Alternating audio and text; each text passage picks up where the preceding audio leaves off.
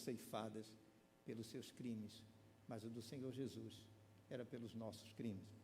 Então, talvez os irmãos já ouviram alguns pregadores, talvez essa deve ser a minha primeira vez que falo sobre o amor de Deus em 7 declarações. Não se assuste que o desafio é pregar em menos tempo do que um sermão de 3 pontos. As 7 palavras da cruz.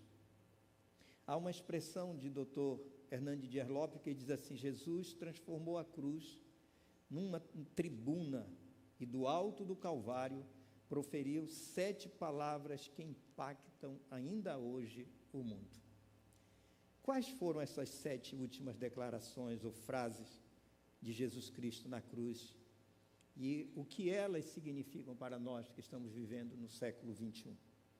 A primeira palavra, queridos, nós vamos encontrar em Lucas 23, 34. E eu quero chamar como a palavra de perdão. E o versículo diz assim: Pai, perdoa-lhes, porque não sabem o que faz. Esse momento é exatamente quando os soldados talvez não compreenderam que estava diante do maior homem que pisou esta terra, o prometido das nações, o Messias enviado pelo Senhor. E para eles era muito mais importante as vestes de Jesus para serem divididas entre eles, repartidas, tirando sorte. E é nesse contexto que Jesus então ora e dizendo: Pai, perdoa-lhes, porque não sabe o que faz. E repartindo as suas vestes, lançaram sorte. Quem ficaria com ela? A túnica eles não poderiam dividi-la. Quando nós olhamos para Lucas 23, 34, na revista Almeida, revista fiel ou corrigida, há um comentário que diz: aqueles que crucificaram Jesus não estavam cientes da extensão do que estavam fazendo, porque não reconheceram o Messias. Sua ignorância, na verdade, sua ignorância da verdade divina não significava que mereciam perdão por isso. Só porque eram ignorantes, não sabiam que Jesus era o Cristo, por isso eles deveriam ser perdoados. E a oração de Cristo mesmo, ao meio do seu escárnio, é uma expressão de compaixão ilimitada da graça divina. Eles ignoravam quem estava morrendo ali. Eles desconheciam que ali estava morrendo o Filho de Deus, o Messias, aquele que João Batista chamou de o Cordeiro de Deus que tira o pecado do mundo. É interessante que o Senhor Jesus sempre nos ensinou sobre o perdão. Veja em Mateus 18, 21 a 22. Essa primeira palavra, e não é bem palavra, expressões, declarações. E eu já estou falando com você, já apresentei a primeira. Você já captou? Agora vem a aplicação para mim e você. Se o Senhor Jesus sempre nos ensinou sobre o perdão, e Ele sempre praticou o perdão, quando nós olhamos para o versículo 21 e 22 de Mateus 18, diz assim: então Pedro, aproximando-se dele, disse: Senhor, até quantas vezes pecará meu irmão contra mim, e eu lhes perdoarei? Até 7?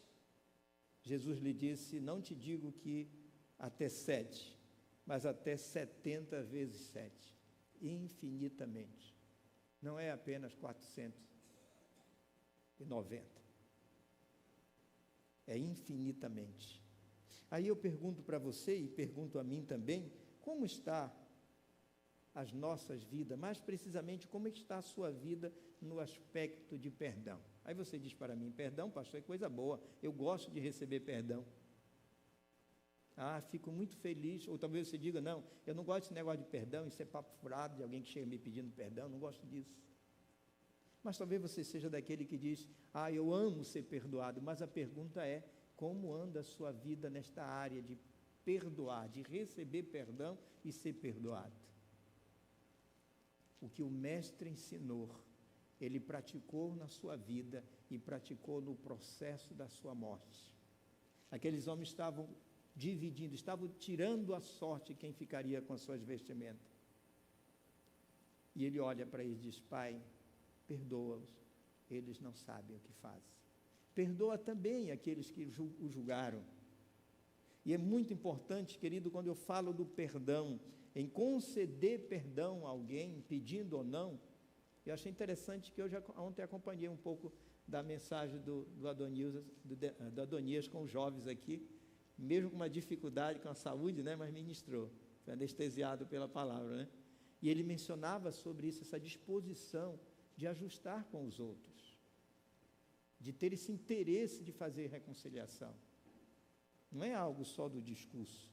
Mas quando eu falo como é que anda a sua vida, como anda a nossa vida a respeito do perdão, é algo tão comum em nós, como era tão comum na pessoa de Jesus, que perdoa exatamente seus algozes, aqueles que zombavam, que escarneciam dele, e que para eles mais importante eram as vestimentas de Jesus do que o sacrifício, do que o ministério que ele exerceu.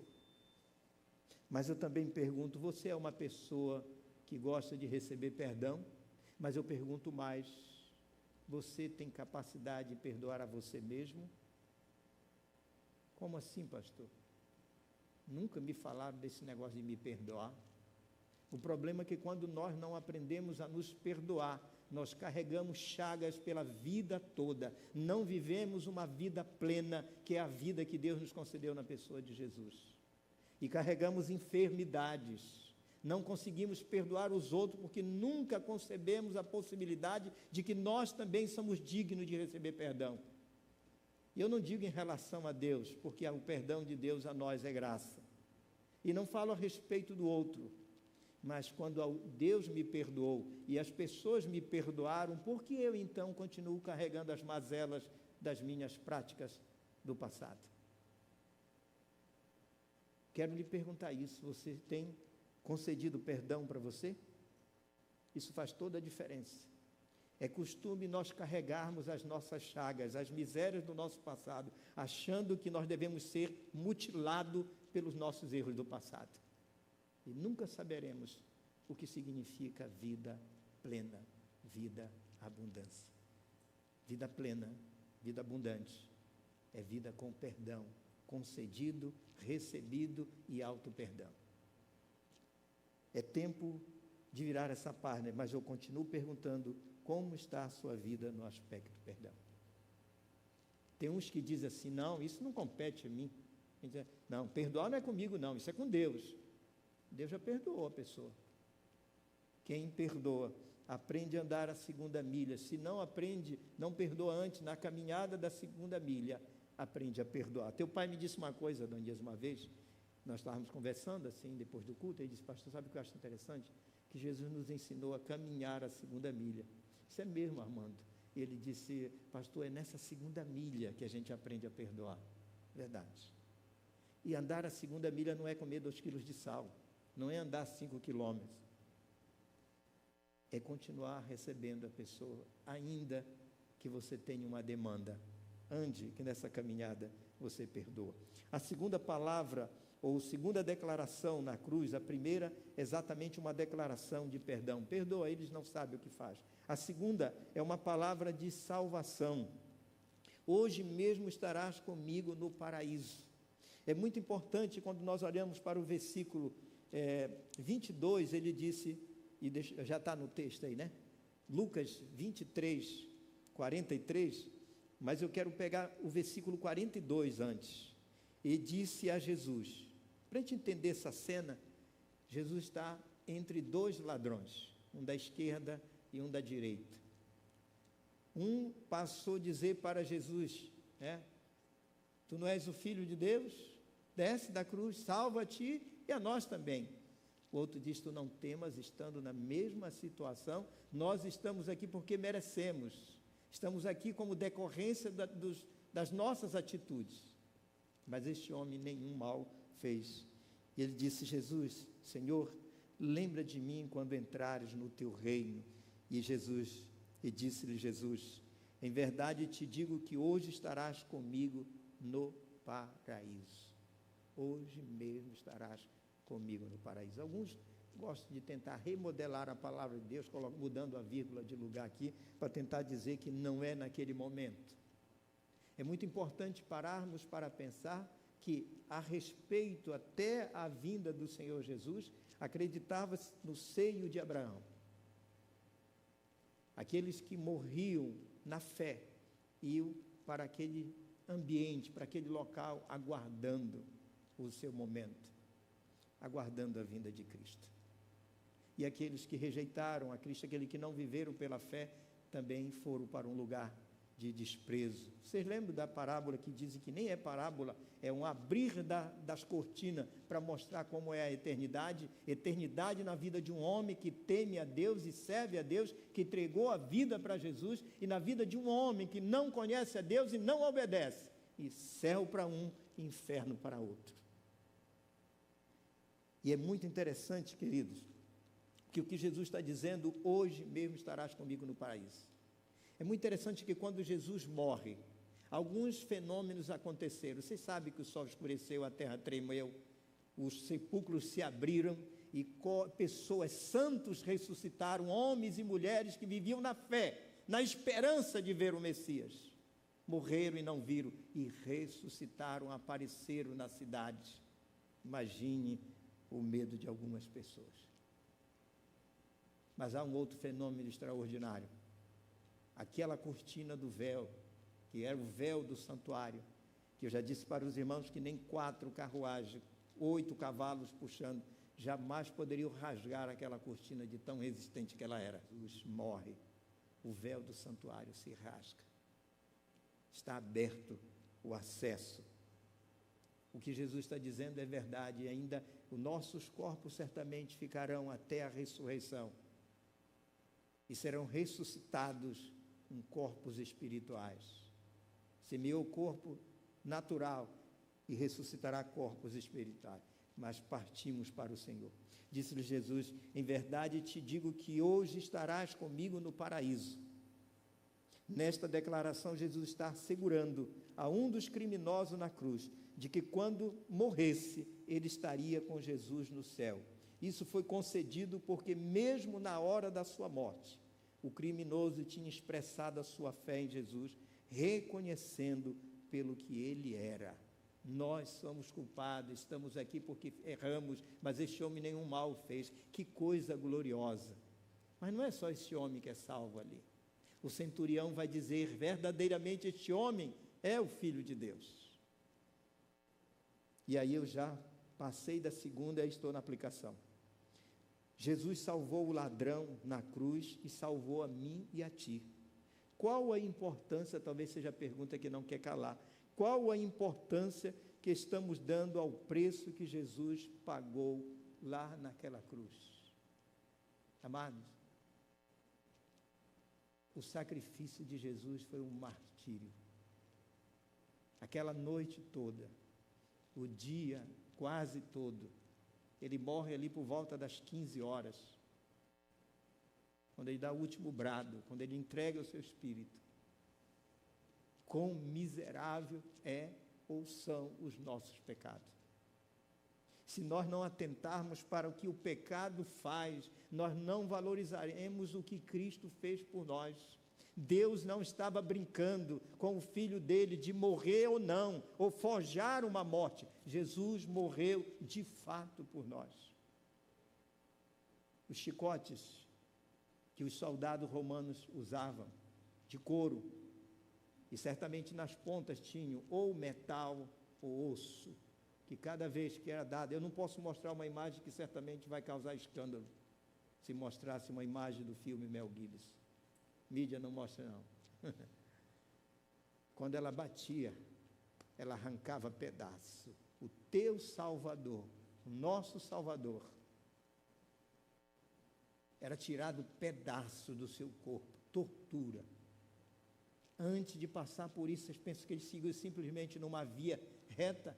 Era a prática passar pelas ruas mais estreitas para que todo mundo soubesse que ali estava um criminoso, mas Jesus não era criminoso, os criminosos éramos nós. Éramos nós. Querido, se o martírio de Jesus, se o sacrifício de Jesus naquela cruz. Estamos falando da palavra de salvação. Ele concedeu salvação para um ladrão, e não é negócio de ex-ladrão, agora é discípulo de Cristo. Não deu tempo de descer e ser batizado no Jordão, não deu tempo de fazer discipulado. Hoje mesmo estarás comigo no paraíso. Qual o valor que nós estamos dando pelo preço que foi pago a nossa salvação?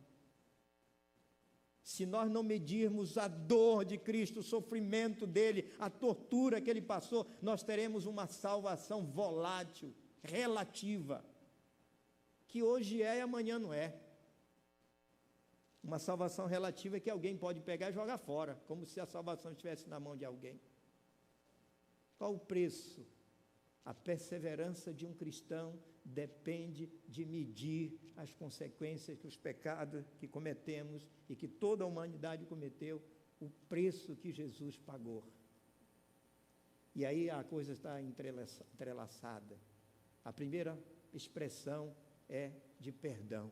Eles não sabem o que faz. Ninguém merecia perdão. Agora, ele está salvando. Palavra de salvação. Hoje mesmo estarás comigo no paraíso. É salvação. Minha pergunta foi: Jesus salvou o ladrão na cruz e salvou a mim e a ti. Qual a importância que estamos dando ao preço que Jesus pagou na cruz? O ser humano gosta de vida fácil. Sombra e água fria. Ora, quem depois de um cansaço é bom, sombra e água fria. Mas essa questão tem invadido a vida cristã. Nós não queremos ouvir a respeito de perdão. Isso é um incômodo para alguns. Eu sei que no meu público aqui, que está nessa noite, não tem esse problema. Gosta de ouvir sobre perdão e gosta de ouvir a respeito de que o pecado levou Jesus à morte. Não dele, os nossos pecados. E que ele é gracioso e concedeu perdão. É muito importante quando nós olhamos para Hebreus capítulo 2, que diz assim: como escaparemos nós se não atentarmos para uma tão grande salvação, a qual, começando a ser anunciada pelo Senhor, foi-nos depois confirmada pelos que a ouviram. E confirmados a nós também.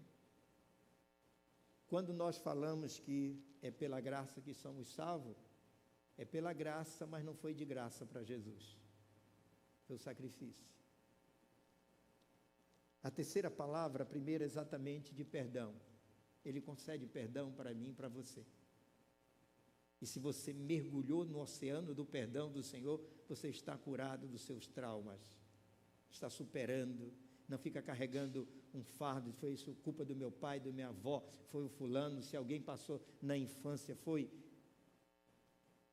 violentado, não sei, não lhe dá o direito de continuar vivendo, repetindo uma situação que aconteceu no passado. Mergulhe de cabeça na graça de Deus salvadora, que perdoa e que transforma. A terceira declaração,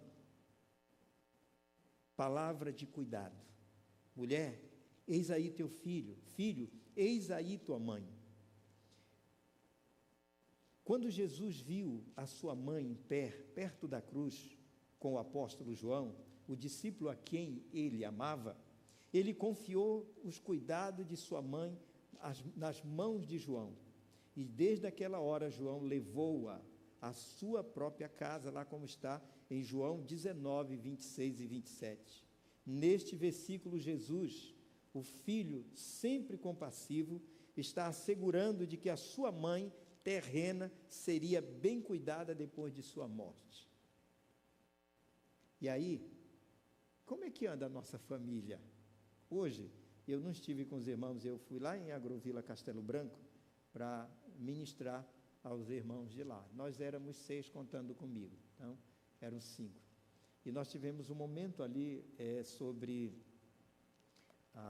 como os cristãos viviam.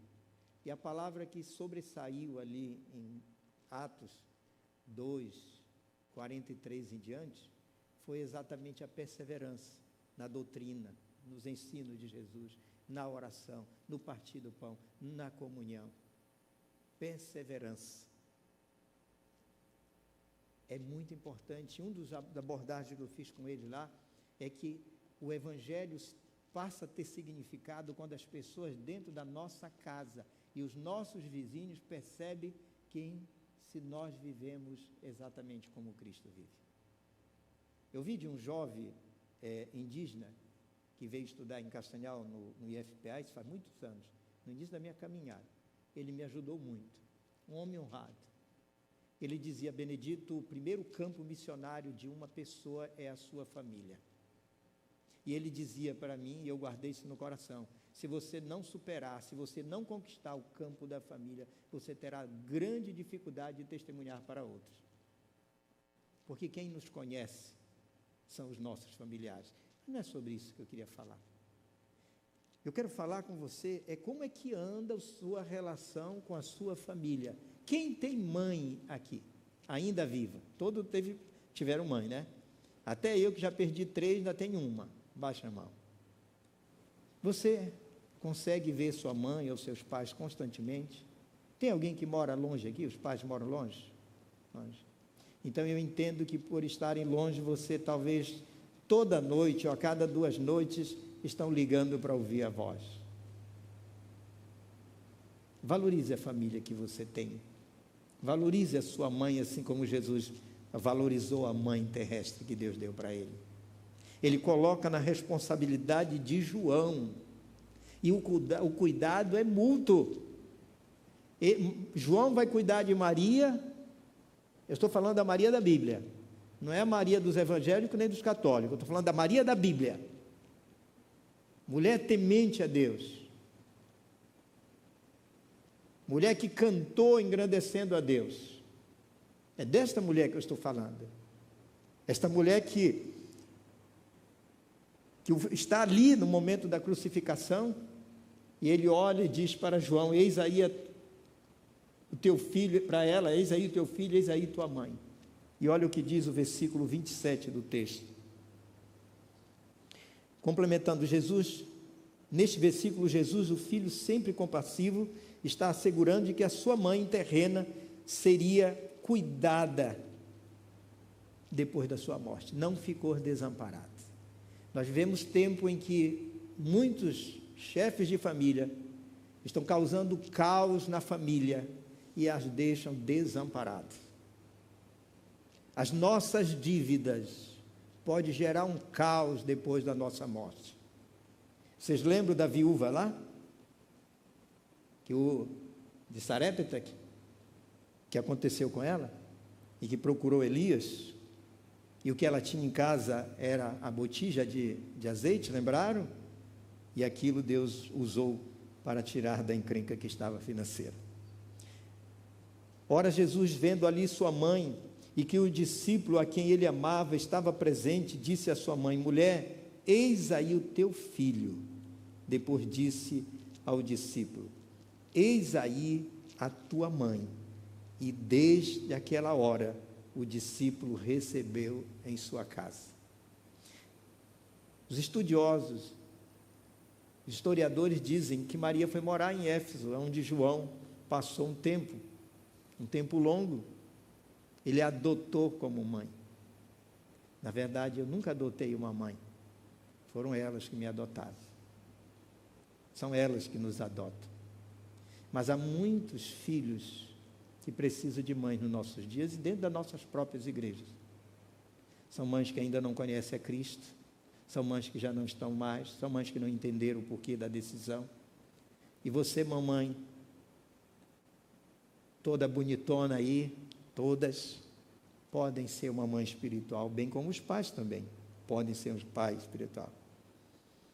E a aplicação que eu faço dentro dessa palavra de cuidado, de alguém cuidar da sua família, isso passa exatamente pelo testemunho. Nós estamos sempre prontos a ajudar os de fora, sim ou não?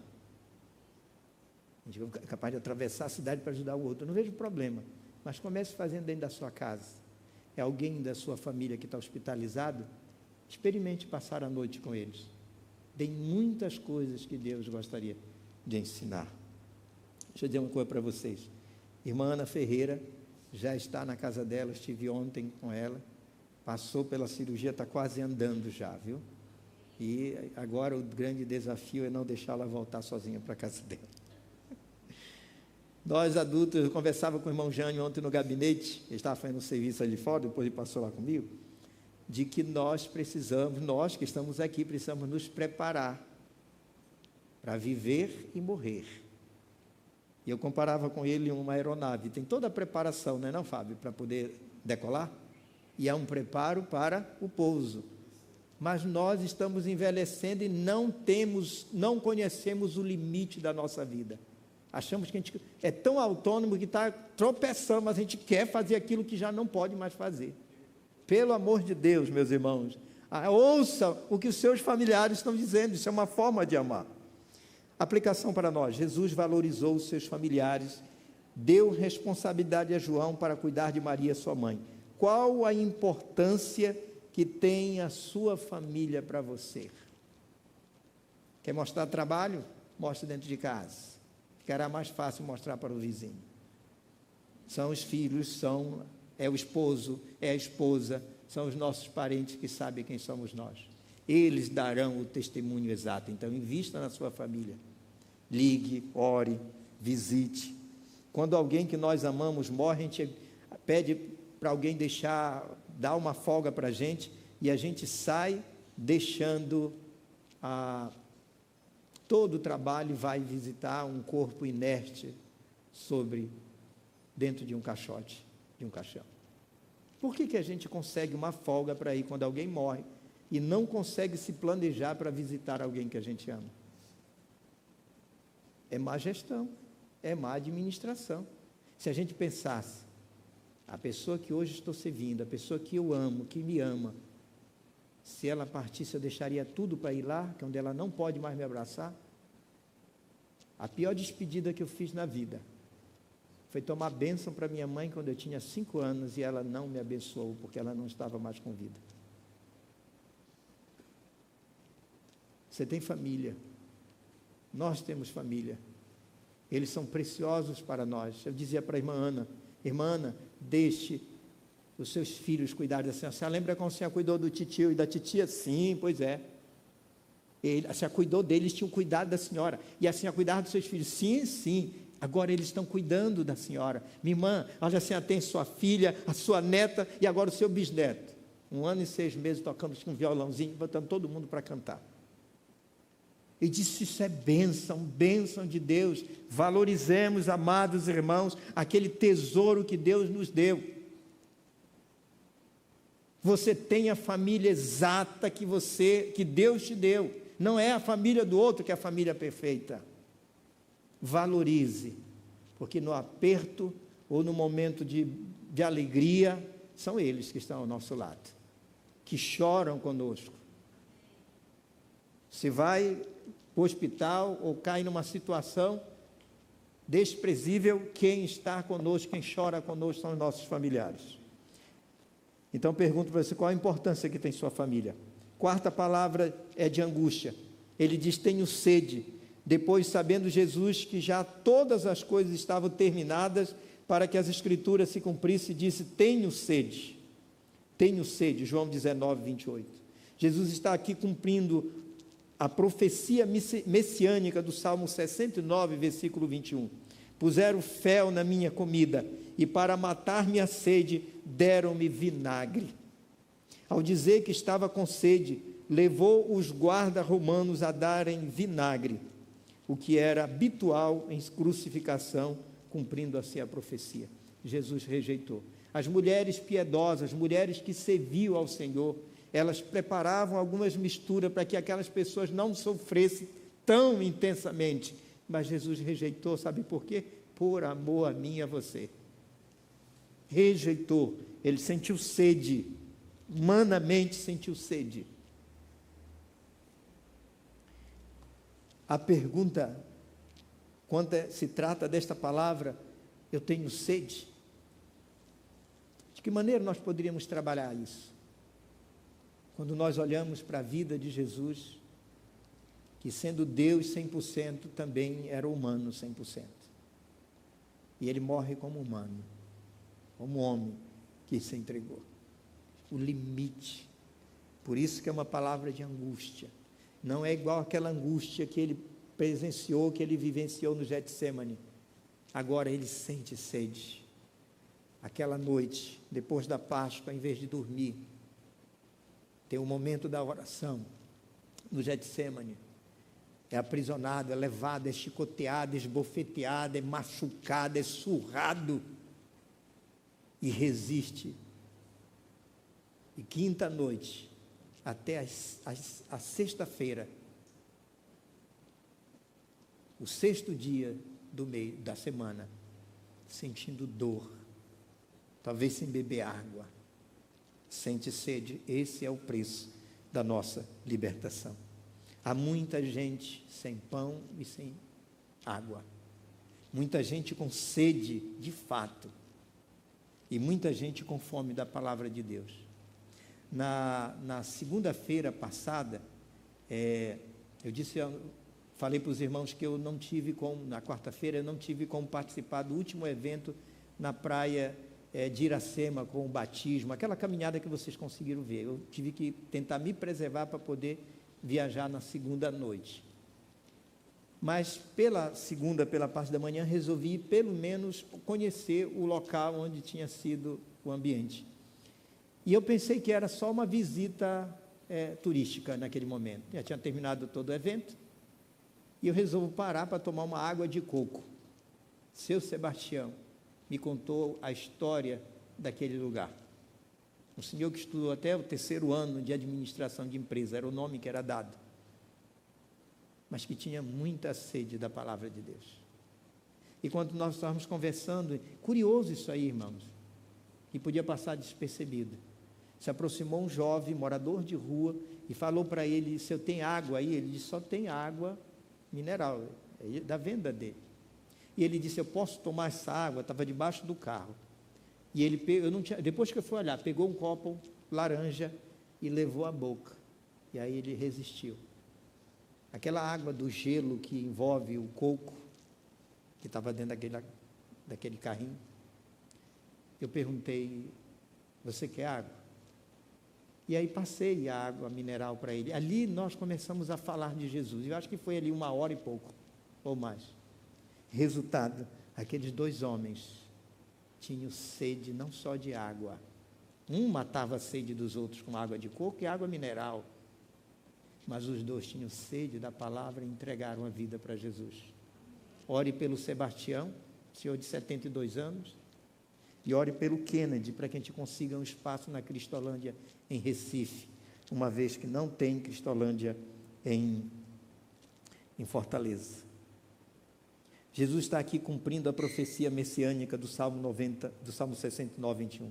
Puseram fel na minha comida e para matar minha sede deram-me vinagre. Ao dizer esta palavra com sede, levou os guardas romanos a darem daquela mistura, o vinagre, que era habitual usar na crucificação. A quinta palavra ou declaração é de desamparo. A expressão: Deus meu, por que me desamparaste? O versículo todo diz assim: e perto da hora 9, exclamou Jesus em alta voz, dizendo: hora 9, conte comigo desde as 6 da manhã, às 15 horas, hora 9.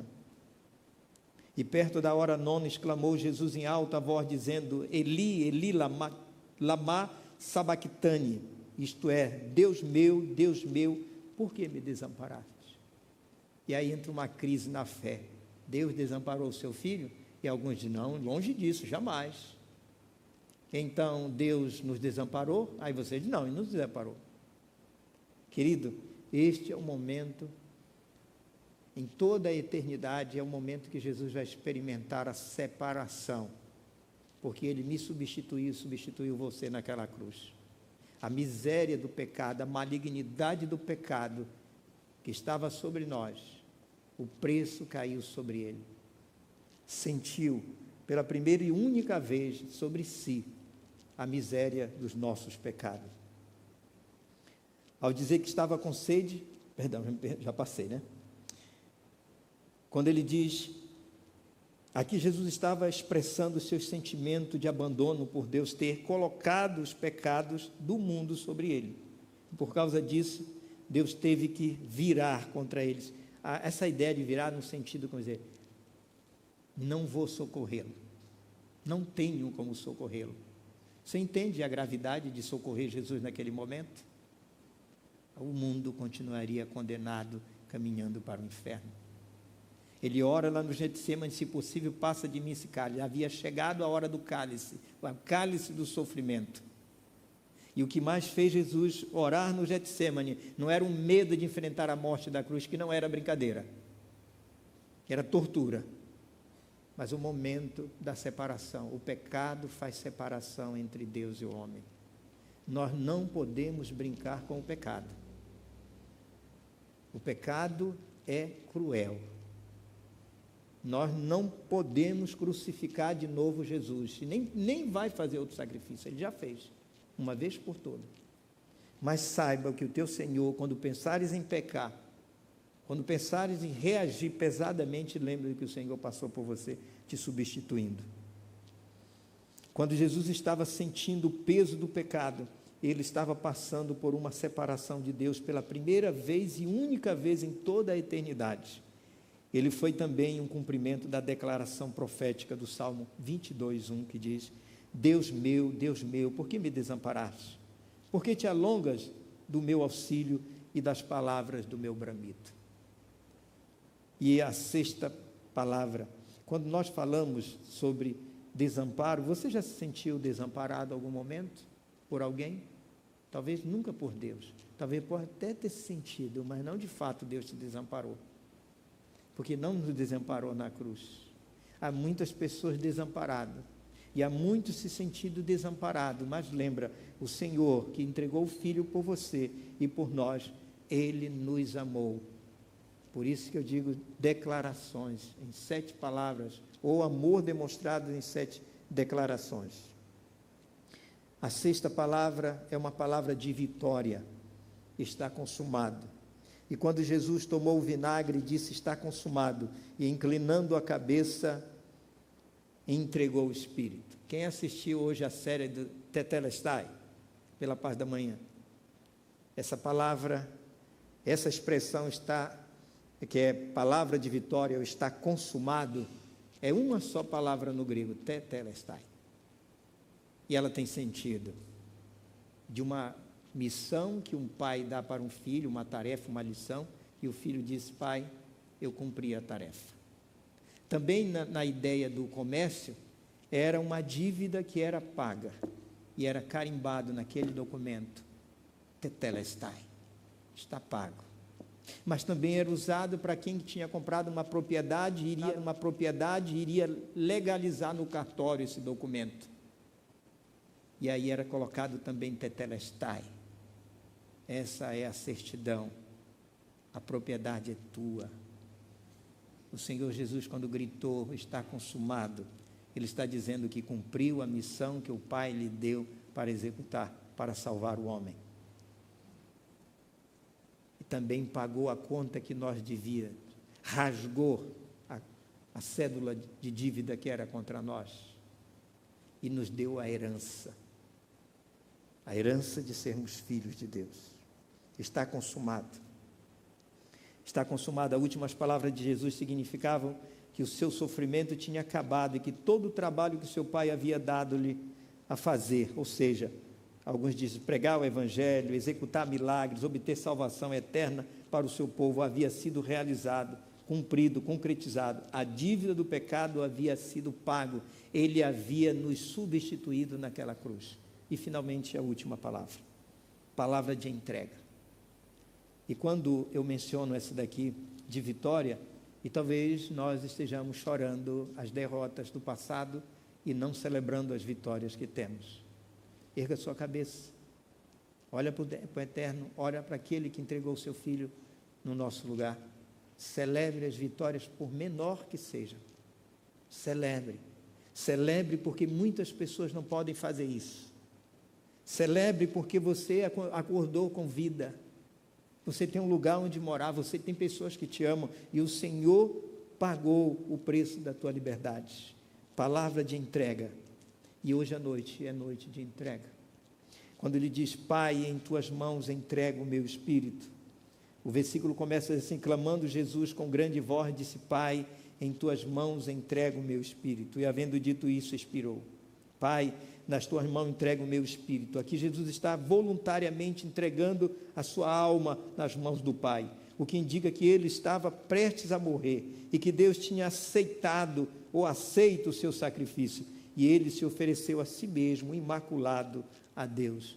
Hebreus capítulo 9, 14 diz exatamente: quanto mais o sangue de Cristo, que pelo Espírito eterno se ofereceu a si mesmo, imaculado a Deus, purificará as vossas consciências das obras mortas, para servirdes a um Deus vivo. Essa noite é noite de entrega. Entrega para aqueles que nunca reconheceram Jesus como Salvador. Entrega para aqueles que continuam temendo, achando que a vida é sua. Eu vi semana do pastor Piradinho uma coisa interessante. Encontrei ele lá em Fortaleza. Mas encontrei uma coisa interessante. Estava ministrando sobre as barreiras que nós enfrentamos, ou que nós construímos também. E ele compartilha de um jovem que estava noivo, prestes a casar, e o pastor fez uma pergunta para ele: agora, pastor, você me encrencou. Ele estava certo que estava pronto para casar, mas a noiva não conhecia a Jesus. E aí o rapaz, ele disse: agora, não, vai lá, tem coragem. Chegou com a família e disse: olha, eu estava pensando em casar, mas estou desistindo. Mas como pode agora que você... Ele disse: sua filha não está pronta para casar comigo. Corajoso, né? Isso ficou na cabeça da jovem: como eu não estou pronta para casar com ele? Tantas juras de amor. E o pastor foi pregar naquela cidade. Essa historinha que você vê é a história real que o pastor Piradinho viveu, contou e viveu. Foi pregar num concílio. Eu quero convidar já o ministério para poder subir, que eu já estou preliminar, ou melhor, finalmente. Você está muito... Aí fecha, viu, Fábio? Gostei, viu?